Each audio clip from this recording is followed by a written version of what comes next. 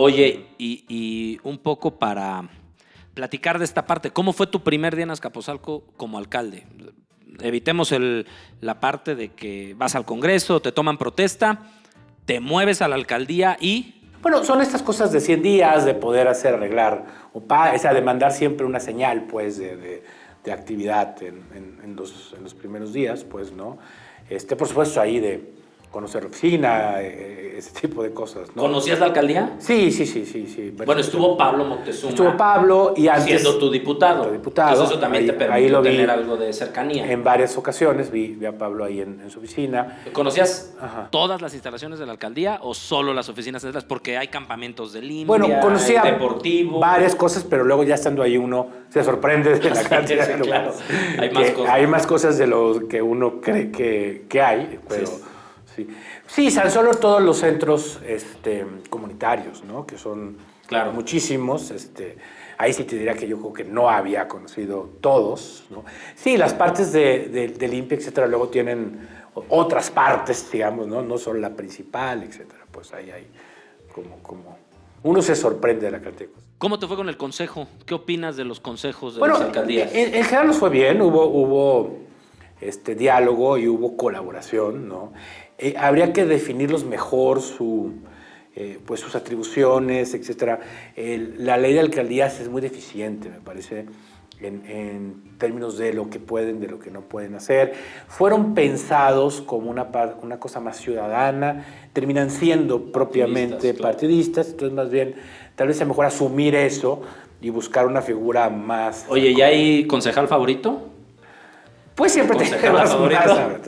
Que nos cuentes con quién fue, con quién te entendiste mejor. En realidad en general hubo buena relación, sí. O sea, en realidad hubo... O sea, que no nos vas a decir cuál fue tu concejal favorito. En realidad sí. ¿Y alguno que haya dado mucha lata? Sí. Pues mira, pero yo creo que en general sí hubo... La experiencia en ese sentido era bueno. Lo propio de COVID ayuda también, ¿no? En ese momento tan complicado. Claro. Pues lo que hacía la gente era tratar de ayudar, pues, ¿no? Oye, ¿cuántos trabajadores tiene Azcapotzalco? Pues tiene, ¿qué será? 5,000 y cacho, una cosa por el estilo. Ya base, confianza, honorarios, todos. ¿Y tu gabinete, tu equipo cercano, cómo lo escogiste, maestro? Me imagino que gente que venía trabajando pues una desde mezcla, la gente que estaba conmigo, gente que era Azcapotzalco, gente de fuera que tenía experiencia técnica hay ciertas áreas. Sí, porque ahí se pierde mucho, ¿no? Se cree que todo mundo es del movimiento, que todo el mundo viene de la campaña, pero este nivel de gobierno requiere un entendimiento administrativo técnico muy específico, ¿no? La parte de finanzas, la parte de obras, ciertas cosas sí son muy, muy específicas, otras sí dan más cancha pues a poder incorporar más elementos, ¿no? Ya no me dijiste de tu concejal favorito, no te voy a preguntar alcalde o alcaldesa porque no quiero que no vas a decir que fue el de la Cuauhtémoc. Entonces, como alcalde, ¿tu mejor momento con el presidente? Bueno, con el presidente fue una vez que inauguramos un centro de distribución de Bimbo. Fue para allá. Fue para allá. Es algo que nosotros ayudamos a la propia empresa, incluso desde antes, con Pablo, y es el pues mayor centro de distribución, probablemente del país, no solo de Bimbo, yo creo que el mayor centro de distribución que existe.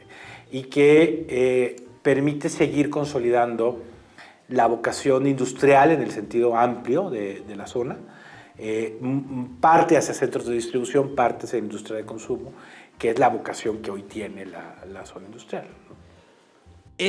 Antes de preguntarte tu proyecto, tu mejor momento con Claudia, cuéntanos tantito del proyecto de Vallejo, pero yo te pediría más allá de lo que vemos en las noticias, de las inauguraciones con Claudia, del proyecto, la problemática y lo que va a solucionar el tema y pues, ¿qué dicen los vecinos? Bueno, Vallejo tiene pocos vecinos, hay una parte que sí. Hicimos un nuevo plan parcial, eso fue interesante, porque la idea fue actualizar usos de suelo para tres cosas, para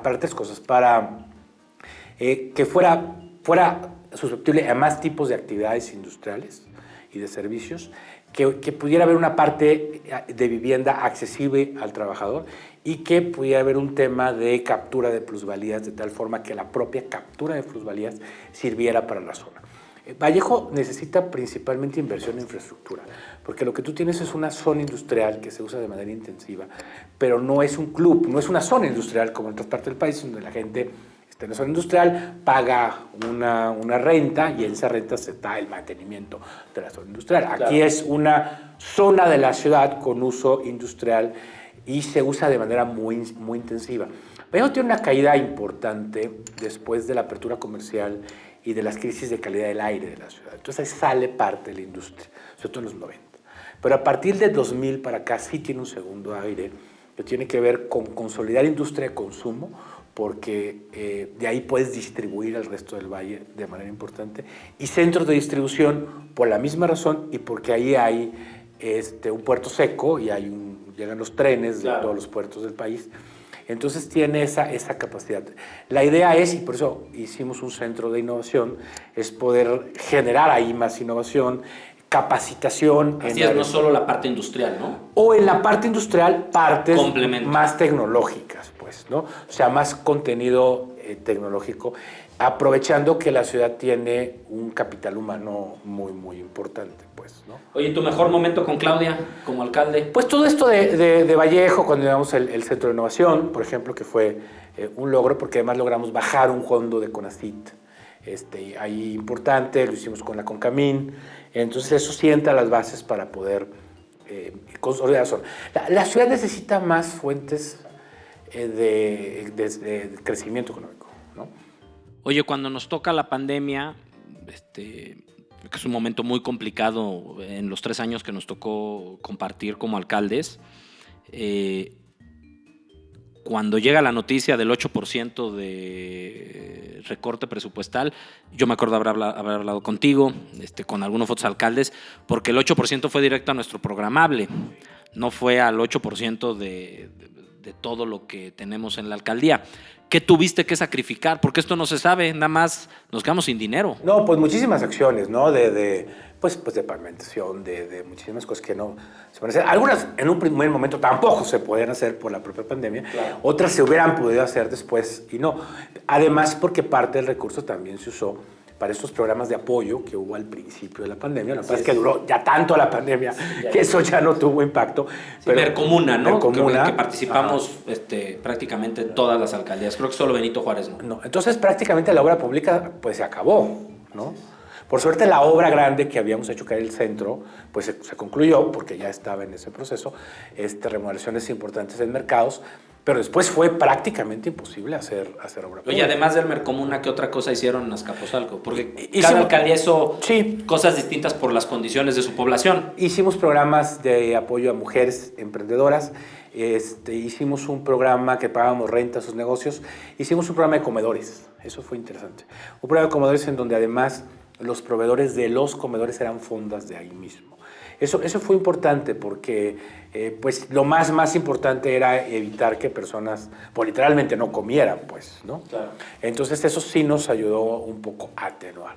El problema es que esto duró mucho.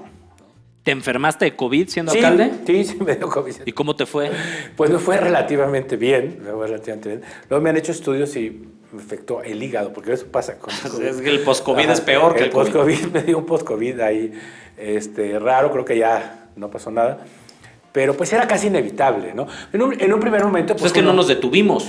Pues mira, en unos primeros días, primeras semanas, no sé, primer mes, podías tomar muchas precauciones y no salir, pero después de un momento, pues no era...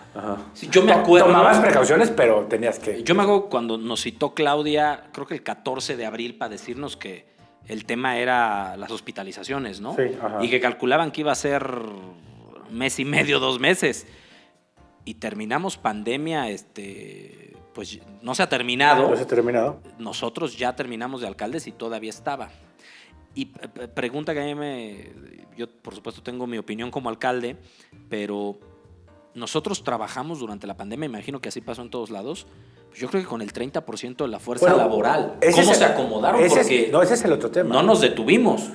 Pues nos detuvimos en razón de la fuerza laboral, no nos detuvimos.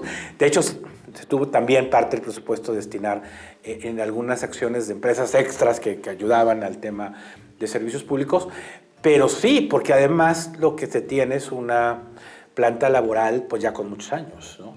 Entonces, que ese es un reto, ¿no? Ese es un reto para la ciudad en lo inmediato. Sí, la ciudad debería pensar en un momento dado en programas de retiro más efectivos, en donde... Y renovación de la planta, porque si no vamos a acabar privatizando servicios públicos. Sí, que un poco pues ahí se tuvo uno que recurrir, sí, a alguna suerte de contratos que tuvo que Sí. llegar.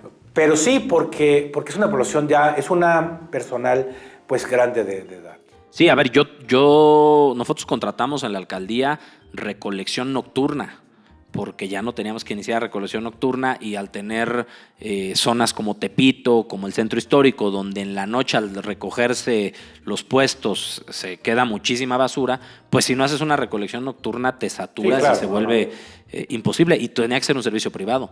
Pero sí hay un promedio de edad en la Cuauhtémoc, si yo no me equivoco, como de 63, 64 años. Promedio, ¿no? Digo, trabajadores que se ven más enteros quizá que nosotros porque han estado todo el tiempo. Pero como realizan actividades, sí, de ese tipo, pues sí hay actividades que no pueden realizar o no deberían realizar ya en virtud de su edad. Entonces, bueno, pues muchos de ellos, por supuesto, no acudían porque era la población de mayor riesgo. En general también son poblaciones de una edad elevada, es decir, tanto Cuauhtémoc como Azcapotzalco, sobre todo estas unidades habitacionales en las que pues no hubo recambio, la gente se quedó y realmente son personas de más de 70 años, muchos de ellos. Oye, para ir cerrando, ¿qué pasó en Azcapo? En la Ciudad de México tuvimos un mal resultado, en Cuauhtémoc perdimos en Tlalpan, perdimos en Contreras, perdimos en Álvaro Obregón. Por supuesto que hay un común denominador que es esta campaña brutal en contra de la Cuarta Transformación y todo lo que sea Morena, pero ¿hay ingredientes extras? Bueno, esa campaña hace que un sector de la población minoritario sí acuda más a votar que otro sector. Dificultades, sí no fuimos capaces de esto contrarrestarlo con los que sí nos apoyan. Hubo muchos de ellos que no acudieron, ¿no? Ahí hubo pues seguramente una falla, pues en ese sentido, porque son más los que apoyan la Cuarta Transformación de que no. Claro. Pero sí hubo un fenómeno de lugares más proclives de estar en contra, que muchos salieron a votar, ¿no? Creo que hay una parte del partido que se vuelve gobierno, ¿no? Creo que le pasa eso también a Morena. Los de Morena pues estaban en los gobiernos, entonces tampoco... Sí, dejamos de tener vinculación territorial, ¿no? Pues el partido se vació. El partido se vació, entonces no había esa actividad de todos los días, entonces también eso es un factor. Obviamente el propio COVID y toda la crisis. Sí, fue complicado hacer campaña. Fue complicado hacer campaña, sí, fue complicado. Ya se podía hacer más en ese momento, pero aún así había restricciones importantes. Hoy estamos grabando a 3 días de la revocación de mandato. Este capítulo saldrá unos días después. ¿Cómo estás viendo? Pues mira, en cualquier forma... Más allá del ejercicio, que yo creo que es positivo, pero se ha convertido en un tema que polariza mucho, ¿no? Pero mira, es un triunfo de Morena porque Morena... se está organizando en torno al presidente, está apoyando, se está haciendo ese trabajo pues que efectivamente por momentos se dejó de hacer por COVID y por lo que estamos hablando de que pues la gente del partido participaba en el gobierno, etcétera. Eso se está haciendo y creo que la oposición leyó mal el tema porque ellos debieron haber estado pues también organizándose, ¿no? Y a lo mejor hubieran tenido un resultado importante, no sé, y eso... hubiera tenido consecuencias, pero en realidad deciden boicotear el proceso, claro. Y creo que es un error. Lo hicieron desde el legislativo, ¿no? No quisieron ponerlo en el marco de la elección intermedia. Ajá, que hubiera sido ahí si se hubiera robado el dinero, pues ya lo pones y ya no sé. Claro, pero no quisieron jugar contra Andrés en la boleta, ¿no? Era un poco el miedo que tenían.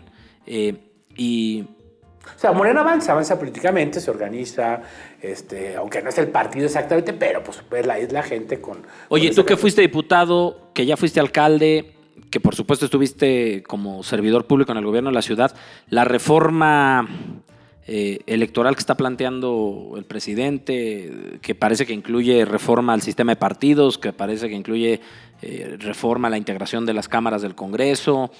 Por supuesto, este tema de moda o polémico con los consejeros del INE y los magistrados del Tribunal Electoral, desde tu conocimiento legislativo y administrativo, ¿cómo ves? Pues hay que ver, sí falta una renovación, ¿no? De esto. tenemos unas legislaciones electorales ya de mucho tiempo, entonces bueno, hay un recambio político, etcétera, y sí sería pues una buena ocasión de revisarlo. Sí tenemos un instituto electoral caro, que sobreregula, que ahí hay muchas áreas de oportunidad, me parece, importantes, tanto de ahorro de recursos como de tener mecanismos más efectivos, ¿no? Que a lo mejor ya fueron necesarios en su momento, hoy no necesariamente. Ya hay una condición distinta, ¿no? Son distintos, entonces habrá que verlo. Muy bien, pues muchísimas gracias, Vidal, No, al por contrario. acompañarnos.